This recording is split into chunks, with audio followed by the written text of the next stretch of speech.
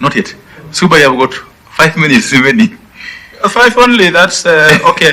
Let me see what I can do with that. But going straight to the second issue, which is electoral justice and related matters. As I was walking in, there were questions with respect to the authenticity of figures that have been made in claims and counterclaims. And I remember that the DCI, on its own motion, initiated investigations into the authenticity of figures that were being shared around. I think it is within the powers of this National Dialogue Committee to summon the DCI and ask him how far he has gone with those investigations. As a state officer, he must be held to account. He wrote to the chief officer of the election management body, and I think he owes it to Kenyans to tell us why he stopped, or why he has slowed down, or how far he has gone, because there could be a possibility that, you know, he was told to stop. Is it because it would require opening of servers to ascertain the veracity of those figures? And it would be important for this committee to want to know how the DCI spend public resources on that. Because as a civil society organization, and more so as one who has observed elections in 28 countries in Africa, for the African Union, I want to believe, and it is provided for in the Constitution, that elections be audited. Unless there is anybody who knows something that the rest of us do not know. Secondly, there's been an argument based on frustrations by a number of Kenyans as to whether Kenya's election management body should be temporary or permanent. It is the view of the Civil Society Reference Group and the Kenya National Civil Society Center that looking at the heavy tasks that fall within the purview of the Independent Electoral and Boundaries Commission, that we can only have a permanent election management body for this country. In any case, co-chairs, it is significant to also outline the fact that some of our elected members have not been lucky enough to serve out their full terms, have been unfortunate to lose their lives either through accidents or ill health, and time and again, the election management body is called upon to conduct by elections to fill in those constituents. So we root for a permanent election management body.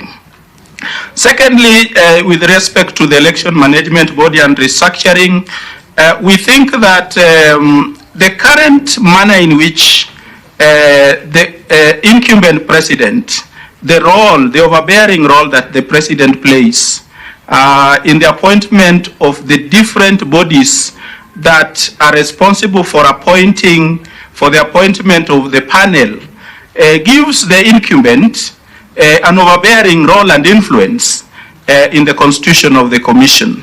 And we therefore call on this commission to call for the immediate disbandment of the current panel as currently constituted. Because if you look at all those commissions, whether it's the Public Service Commission, the different commissions that appoint the panelists, all of them have their leaderships appointed by the sitting president. And you can therefore not, turn a blind eye to the fact that, the current mechanism where a panel was established on the basis of, being appointed by commissions that are themselves appointed by the sitting president, gives an incumbent who in most cases is also a candidate in presidential elections, an overbearing role, and that needs to be structured. We think that as a country, whereas the IBC is crafted as independent, the current IBC is only independent in name. The reality is that the IBC is controlled and manipulated and has lent itself to manipulation by the powers that be. And if you are in doubt, all you need to read is Isaac Hassan's book, where he narrates how he went out of his way, and he has the audacity to document that in his memoir, how he went about looking for people who could serve as CEO of the election management body, how he tapped certain people.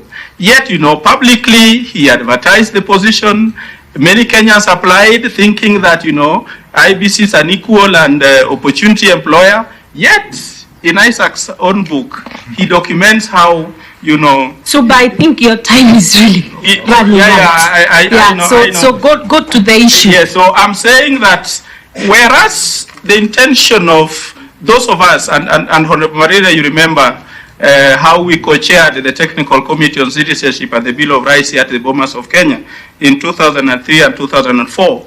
We think that Kenya does not, at the moment, is not ready for the kind of commission that we have. We are therefore calling for a mixed model. And in a mixed model, there are basically three types of electoral commissions. There's the independent model, the mixed model, and the government model. What we have in the current constitution that purports to be an independent model is actually a government model.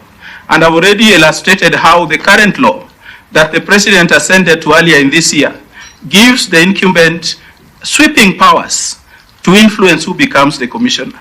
As a matter of fact, I can tell you some of the people that would have been commissioners had this process gone on. We know them, and we know who called them to apply. And that is normally what happens with all constitutional commissions. And so we are calling for a mixed model where key political actors play a role.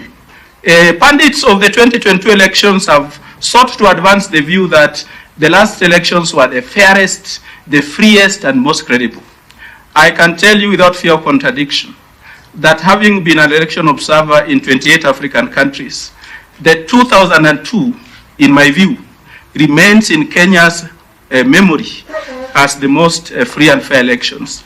And there was a formula to that, because the political parties had a say in who constituted the commission then. It is my submission, therefore, that we revert to that model until such a time when our institutions, including constitutional commissions, would be strong enough, because as a country, we must admit that we have not been able to identify people with strong characters can withstand the pressures that come from those wielding state power. And I've already given you the example where Isaac Hassan, in his book, I think now we'll go to questions. Mentions that. We'll go to questions. Lastly, Chair, and I would seek your indulgence, because we co-chaired with you the Committee on Citizenship. The right to protest, to assemble, to picket and present presentations.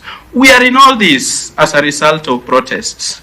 And it pains me when people in authority want to create the impression that we can only protest when they so wish. And we have seen how they do it. In regions that are perceived to be pro-government, people are at liberty to protest. In regions that are perceived to be anti-government, people are not even allowed to step out of their homes and are actually killed and maimed in their humble abodes. We are saying that this committee has a duty to recognize that because we are in this process because of recent protests, that we must not just read about the right to protest in Article 37, but must amend the Public Order Act, and specifically Section 5, that says there shall be no public protest except in accordance with this law. Yet, that is a law that was passed way back by the colonialists to restrain us from removing them from our own country. I do not think that that law is relevant. Suba. And I think that we need to, lastly, the very last Chair. I think, Chair. Suba, you're putting me in a tight think, Chair. Now you must stop. Chair. I understand, and we have been patient. I was to appear before you at 2. So reciprocate my patience also, Chair. With the 30 seconds, Suba, 30 seconds, 30 seconds, and I'm looking at my watch. Exactly.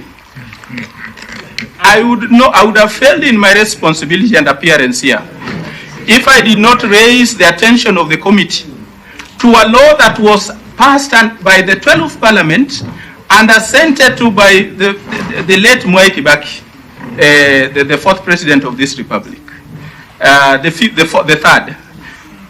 On 13th of February 2013, that law is called the Public Benefits Organizations Act and was meant to repeal the NGO Coordination Act. For the entire period that Jubilee, that a number of you are part of, was in power for 10 years, they sat on that law claiming that it is the civil society that took them to The Hague. The Kenya Kwanza administration, in its manifesto, promised to implement the Public Benefit Organizations Act. It is more than a year since Kenya Kwanza came to power. That law has not been implemented. The NGO sector tracks to this economy 180 billion in the last financial year. More than this Kenya's gold that we see on TV, tea and coffee combined. Add even, Maua and so on from Naivasha. Okay, Suba, thank you. So we are calling on this committee to pick up this issue and remind the Kenya Kwanza administration that a promise is a debt and it must be paid. Thank you, Suba. Yes, Senator. Thank you. I want to thank the presenter. I have a question for him, one or two. He, speaking to the issue, Suba, of the various models for appointing IBC commissioners. You say there is a government model, the independent, and a mixture of